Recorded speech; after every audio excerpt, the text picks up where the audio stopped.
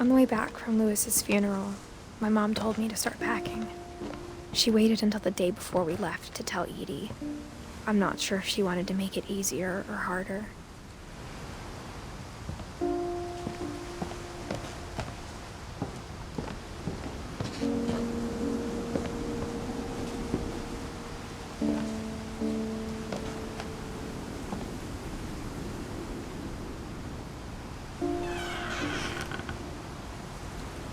I wish we'd stayed.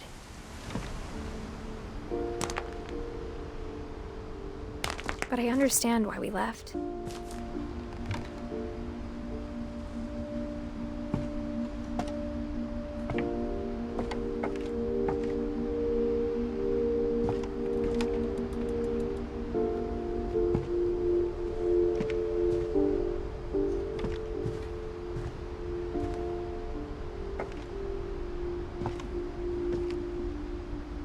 My mom ended up leaving everything behind.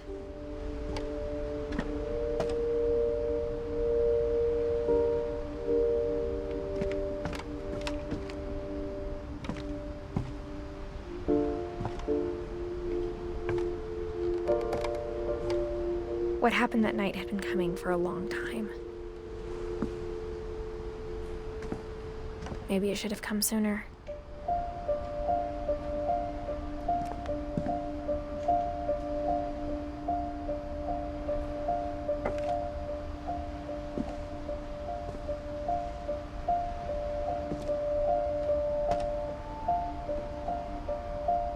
But it had to end one way or another.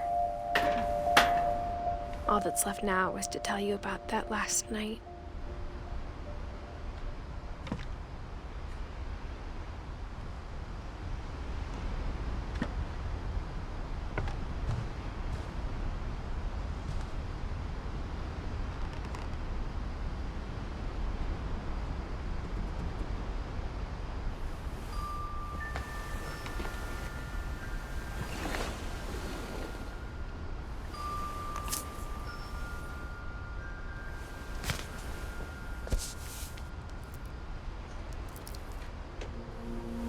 That whole last day, Edie just watched us pack and didn't say a word. Until supper, when she raised her glass and said, "To our final night together, and all our final nights apart." Grandma, you know what I said about alcohol. Some of your medications are very Edith, specific. I left a present for you in the hallway. Why don't you go open it? The grown-ups have to argue now. I'm sorry, you're right. We're all leaving tomorrow. Let's just enjoy our last... I'm not leaving. Edith, you're excused.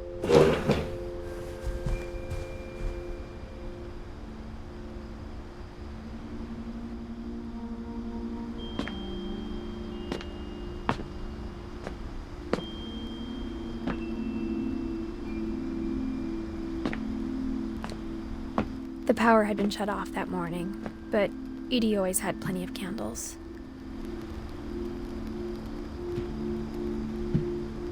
When my mom sealed the library, I don't think she knew about the other entrance. Or that Edie had a key to it.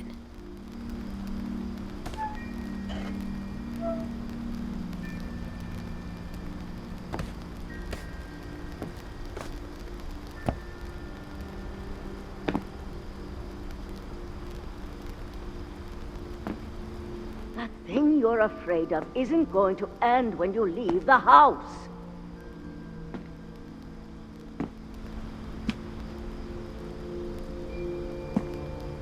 Edith has a right to know these stories. My children are dead because of your stories. I think it's best if Edith and I leave tonight.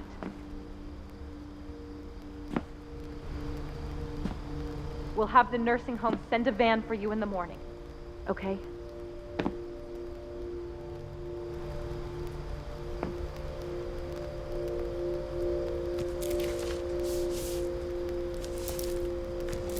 Dear Edith, there's so many stories I wish I could tell you, but there's only time for one. This is about what happened on the night you were born. That night, The tide went way, way out. It was the first and last time I ever saw the old house aground. There'd been an earthquake out in the middle of the ocean. They called it the lowest tide in 1,000 years. God, it smelled awful. You know, I've seen that house every day of my life.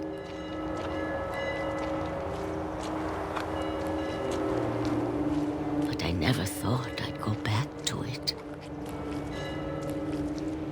When the fog rolled in, I lost my way.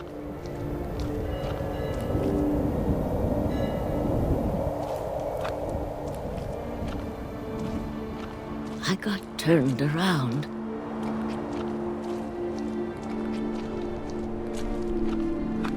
I started seeing things.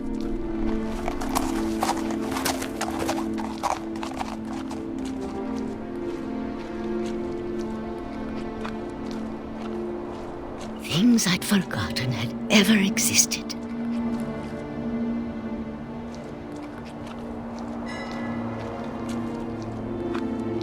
But when I saw them, they felt like old friends. That night, a lot of things came back to me. Or maybe I came back to them.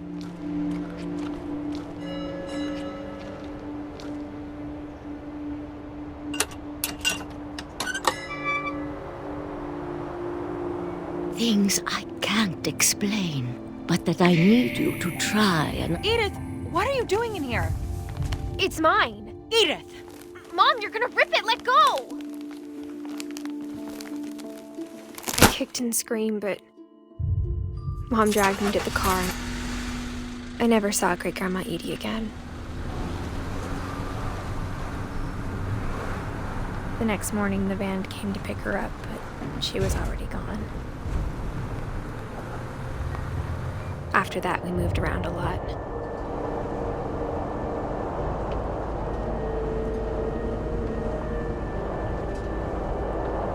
We both tried to make the best of it.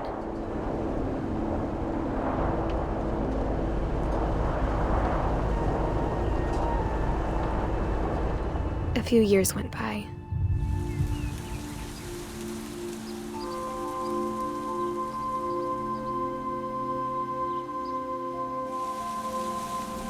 My mom didn't like to talk about it, but she started getting sick a lot.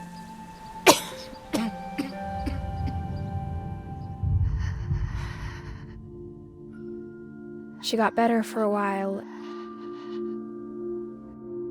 and then she didn't. And then I was alone.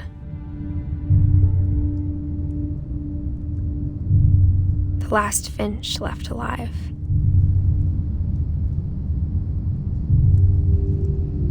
Until I found out about you. I'm still not sure what to tell you about all this.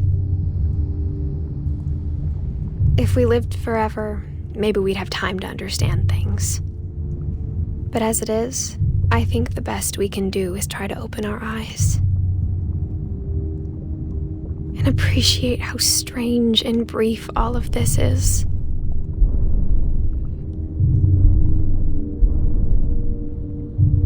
This journal was supposed to be for you. But now I hope you'll never see it. I just want to meet you and tell you all these stories myself. But I guess if you're reading this now, things didn't work out that way.